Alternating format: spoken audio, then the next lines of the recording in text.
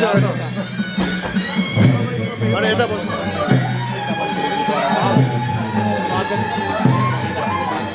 हार्दिक श्रद्धाञ्जली अर्पण गर्नका लागि अघिबाट आग्रह गर्न चाहन्छु।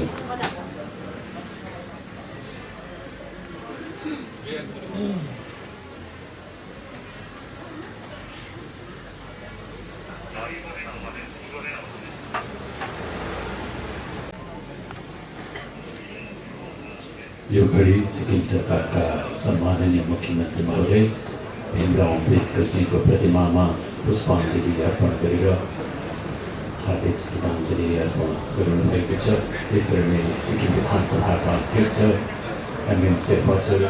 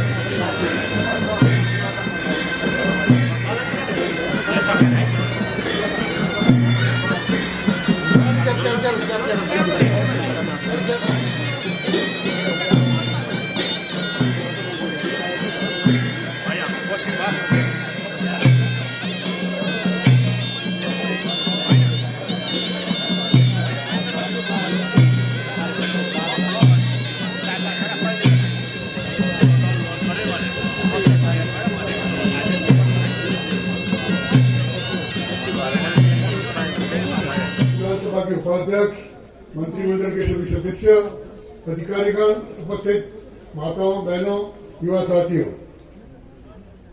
प्रिय मित्रों, आज हम सबके लिए विशेष है क्योंकि हम भारत के उन महापुरुष को नमन करने के लिए एकत्र हुए हैं जिनकी दूरदृष्टि ने भारत की सामाजिक संरचना को नया आयाम दिया है।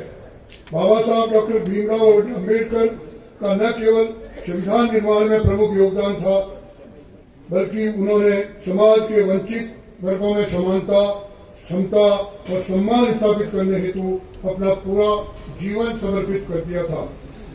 यदि हम बाबा साहब के जीवन पर नजर डालें तो उनके जीवन संघर्ष, दृढ़ता और सफलता की मिसाल है।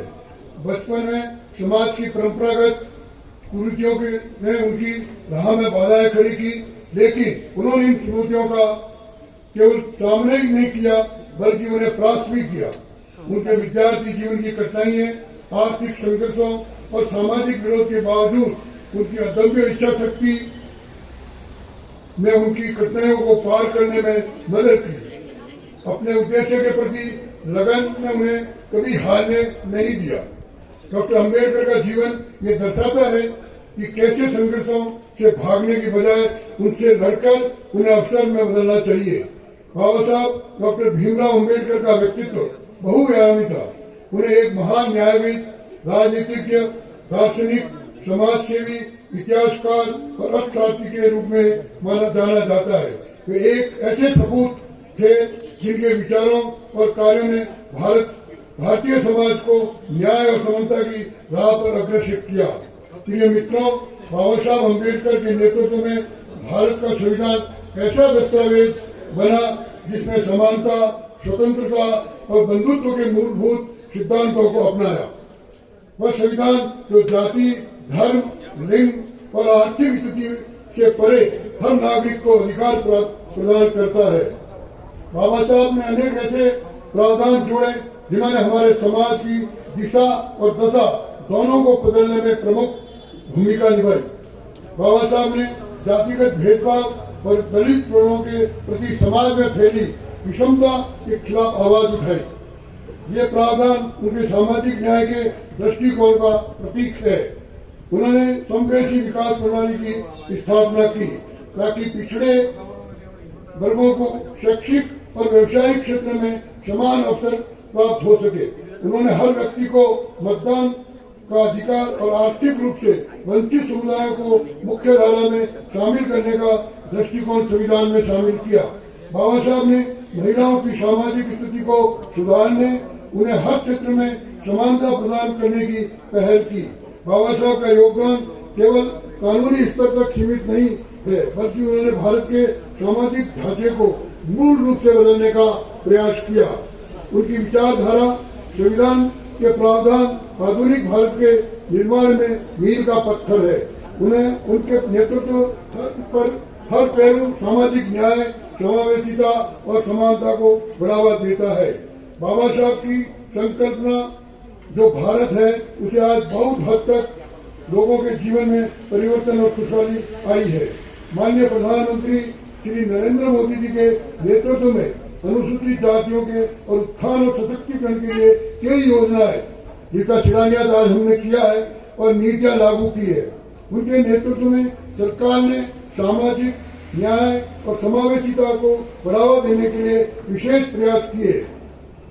2021 और 22 से लागू प्रधानमंत्री अनुसूचित जाति अभ्युदय योजना, कौशल विकास कार्यक्रम, बाबू जगजीवन राम छात्रावास योजना, अंतरजातीय विवाह प्रोत्साहन, छात्रवृत्ति लाभ, SABCCO सबको और अन्य सामुदायिक विकास योजनाओं के जरिए सरकार डॉक्टर अम्बेडकर के न्याय और समानता पर आधारित समाज के सपने को साकार करने की दिशा में कार्यरत है। यह योजनाएं अनुसूचित जातियों के सामाजिक, शैक्षणिक और आर्थिक विकास को सुनिश्चित करने के साथ साथ समावेशी विकास का रास्ता तैयार कर रही है। सरकार इस बात के लिए प्रतिबद्ध है कि कोई भी नागरिक अवसरों और कल्याणकारी योजनाओं से वंचित न रहे। प्रिय मित्रों, बाबा साहब डॉक्टर भीमराव अम्बेडकर जैसे महान व्यक्तित्व को श्रद्धांजलि देने के लिए केवल उनके चित्र और प्रतिभा का माल्यार्पण करने प्राप्त नहीं हो सकता।